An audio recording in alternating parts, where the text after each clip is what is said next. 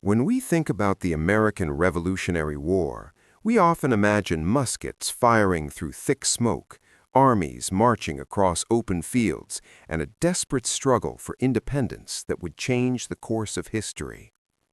We think of famous names, famous battles, and decisive victories. But history is not shaped only by moments of triumph. It is also shaped by quiet decisions made in defeat, moments that reveal the true character of those who lead. In October 1777, after the smoke cleared from the Battle of Germantown, George Washington's army was licking its wounds. The battle had been intended as a bold strike against British forces occupying the outskirts of Philadelphia. Washington hoped to surprise General Sir William Howe's army and regain momentum after weeks of setbacks. Instead, thick fog, miscommunication, and inexperience turned the attack into confusion. American columns lost their way, units fired on one another in the haze, opportunities were missed. By the end of the day, the Continental Army was forced to retreat once again. For George Washington, Germantown was not just another lost battle. It was part of a growing pattern that threatened the entire American Revolution. Just weeks earlier, the Continental Army had suffered defeat at the Battle of Brandywine. British forces marched into Philadelphia, capturing the revolutionary capital. Congress fled the city. Confidence in the rebellion wavered. Morale among Washington's soldiers was dangerously low. Many were exhausted, unpaid, and poorly supplied. Some lacked shoes, others wrapped their feet in rags. Food was scarce, gunpowder was limited. Disease spread quickly through crowded camps. Desertions increased, enlistments were expiring. The dream of independence felt fragile, as if it could collapse under the weight of one more failure. The army regrouped in the aftermath of Germantown, setting up temporary camps near fields still scarred by violence. Broken muskets lay scattered in the dirt. Torn uniforms hung from branches. The bodies of men and horses had only recently been removed. The smell of gunpowder lingered in the air. It was in this bleak landscape, surrounded by uncertainty and loss, that something unexpected happened. A dog wandered into the Continental Army camp. The animal appeared tired, frightened, and alone, moving cautiously through unfamiliar territory. Like so many living beings caught in the chaos of war, it had been separated from its owner during the fighting. Soldiers noticed the dog and brought it closer, assuming it belonged to a local civilian or perhaps one of their own.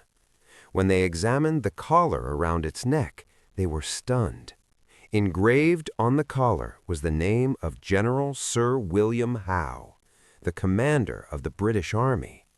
In that moment, George Washington possessed something small yet symbolically powerful. The dog belonged to his enemy's highest-ranking officer in North America. In the brutal logic of war, such a discovery could have been treated as a joke, a trophy, or even a tool for humiliation. Washington could have kept the dog. He could have ignored it entirely. He could have sent a mocking message to Howe. He could have done nothing at all. Instead, he chose something unexpected. Washington ordered that the dog be fed. He ordered that it be cleaned and treated with care. The animal was given water, rest, and protection. Then Washington sat down and wrote a brief but polite note to General Howe, explaining that his dog had been found after the battle and would be returned. There was no sarcasm in the message, no hint of insult, just respect. A short ceasefire was arranged.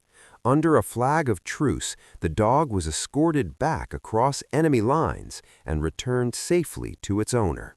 In the middle of a brutal war for independence, George Washington chose honor over advantage. This moment may seem insignificant when compared to battles and treaties, but it reveals something essential about warfare in the 18th century. Many officers of the era were shaped by European military traditions that emphasized personal honor and codes of conduct. War was violent, but it was not supposed to be cruel for cruelty's sake. There were lines that did not have to be crossed. Civility between opposing officers was still possible. Humanity was not yet considered a weakness. George Washington understood this world well. He had been shaped by British military customs long before the Revolution began. But more importantly, he understood that leadership was not defined only by winning battles. It was defined by the example one set, especially in moments of defeat. The Continental Army was not simply fighting to defeat the British Army. It was fighting to prove that the American cause was legitimate. Washington knew that discipline, restraint, and moral conduct mattered as much as military success. Foreign powers were watching closely. France, in particular, was weighing whether the rebellion deserved support. European courts judged revolutions not only by their strength, but by their character.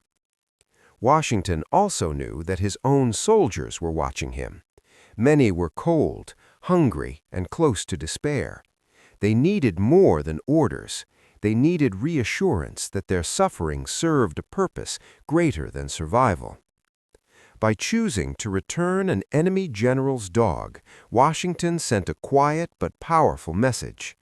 He showed that even in loss, even in uncertainty, the Continental Army would not abandon its principles. This decision did not change the outcome of the war.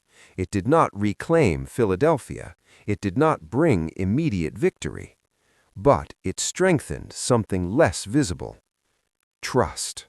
At this moment in the conflict, Washington faced his greatest challenge. Winter was approaching. Soon the army would march into Valley Forge, where hunger, disease, and exposure would test the Revolution more severely than any battlefield. Thousands of soldiers would suffer. Many would die, but the army would endure. Washington's authority held not because he promised easy victories, but because he embodied the values his soldiers believed they were fighting for. History often remembers wars through statistics and outcomes, but it also remembers rare moments when humanity breaks through the violence. Like the Christmas truce of 1914 during World War I, when British and German soldiers climbed out of their trenches, sang carols, exchanged gifts, and briefly remembered their shared humanity. Or during the American Civil War, when Confederate soldier Richard Kirkland crossed open ground under heavy fire to bring water to wounded Union soldiers at Fredericksburg. His compassion earned him the name the Angel of Mari's Heights. These moments do not alter the final results of wars. They do something else. They remind us why wars should end. George Washington's decision to return an enemy's dog did not win American independence. It did not defeat the British Empire. It did not guarantee the success of the Revolution. But it revealed the character of the man who would go on to become the first president of the United States. A leader who understood that power without principle is empty, that victory without honor is hollow, and that even in times of division, bitterness, and bloodshed, humanity still matters. In the aftermath of defeat, Washington chose dignity.